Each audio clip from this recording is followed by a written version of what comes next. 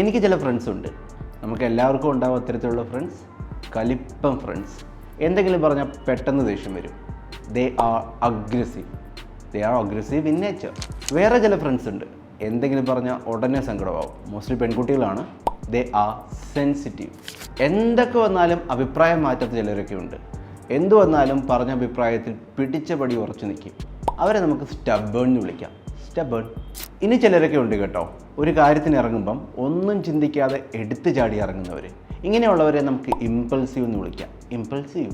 എന്ത് പറഞ്ഞാലും എന്ത് ചെയ്താലും അതിന് നെഗറ്റീവ് സൈഡ്സ് മാത്രം കാണുന്ന ഒരു ദുരന്തം എക്സ്പ്രസ് ഉണ്ടായിരിക്കും നമുക്ക്. അങ്ങനെയുള്ളവരെ നമുക്ക് പെസിമിസ്റ്റിക് എന്ന് വിളിക്കാം. പെസിമിസ്റ്റിക്. ഇനി കുറച്ച് പേരുണ്ട്, ക്ലാസ് ആണ്. എല്ലാം പെർഫെക്റ്റ് ആൻഡ് തെറ്റില്ലാതെ തന്നെ വേണം, എല്ലാ കാര്യത്തിലും ബെസ്റ്റ് ചോയ്സ് തന്നെ വേണം എന്നുള്ളവർ. അവരെ നമുക്ക് പെർഫെക്ഷനിസ്റ്റ് എന്ന് വിളിക്കാം. My perfectionist front.